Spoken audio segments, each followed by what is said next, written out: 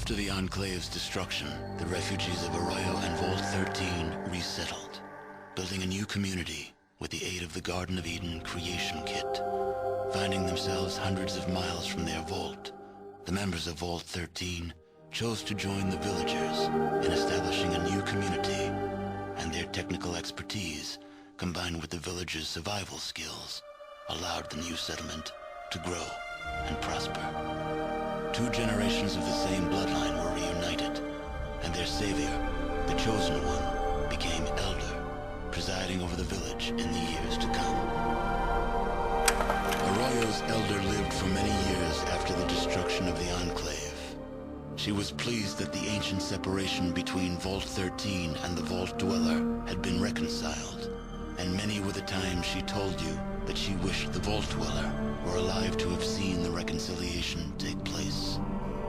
The elder passed away in her sleep, certain that the safety of your new village had been secured and was now flourishing.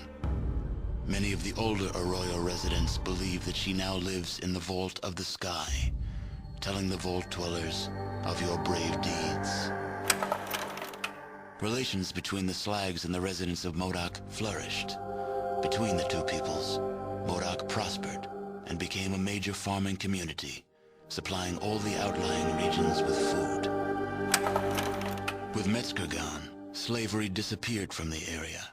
Becky's casino bar grew quickly, and Rebecca Dyer's reputation as an honest casino and bar owner brought her the business needed to buy out her competition and expand.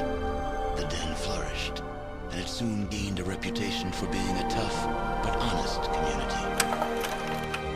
The correspondence between NCR and Vault City continued, and a few years after the destruction of the Enclave, Roger Weston assumed the head of the NCR Council. He immediately set limits for NCR's expansion north, and in a landmark settlement, passed an amendment that formally recognized Vault City's independence. Shortly after this settlement, Weston suffered a heart attack and retired from politics.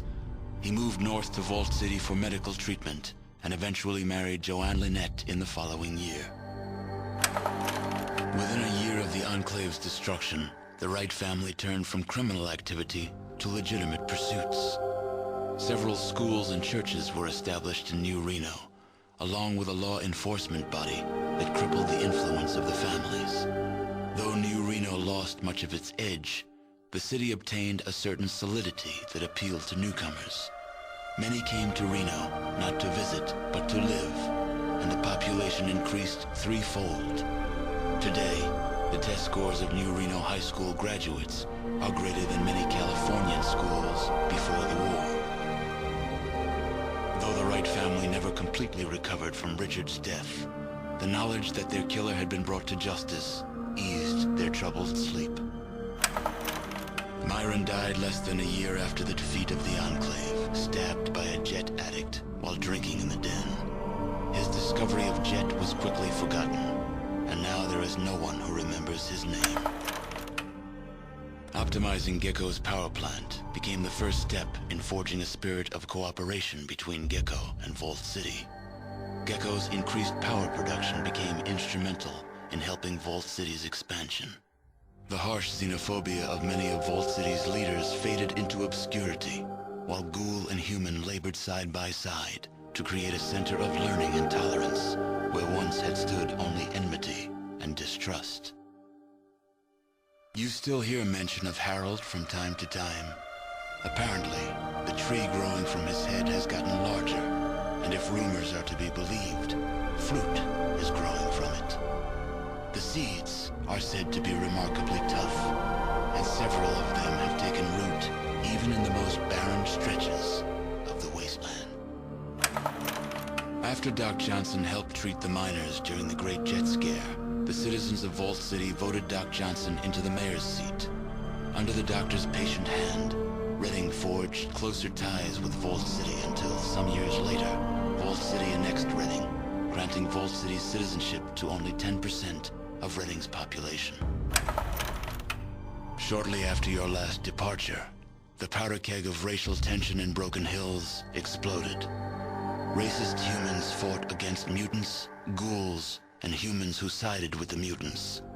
The few survivors of the battle destroyed the mine, ensuring no one else could profit by it, and disappeared into the wastes. Inspired by your example, Marcus eventually traveled across the Great Mountains to the east, searching for other refugees from the Master's army. You never heard from him again.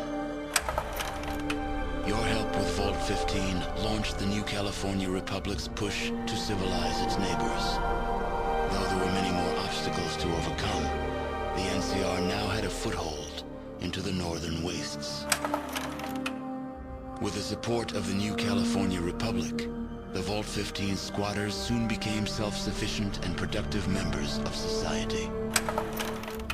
By eliminating the death clause of Vault 13, you banished yet another species of the realms of extinction, proving once again that genocide is a viable solution to any problem. The Shi flourished, creating a botanical scourge on the radiation surrounding their beloved town. Though this vine could not grow in other soils, the Shi took care to nourish it in their lands. They continued to grow in strength and prominence, forming the basis of a new empire. The scientists grew tired of waiting for the Starfather to come for them or provide the fuel they needed. Using a cheap derivative fuel, they launched an abortive effort to reach the stars themselves. Their shuttle exploded moments after takeoff. As for the tanker vagrants, well, as vagrants do, they drifted on. The destruction of the Enclave erased all trace of President Richardson from history. Now the title of President is used simply as a boogeyman to frighten children.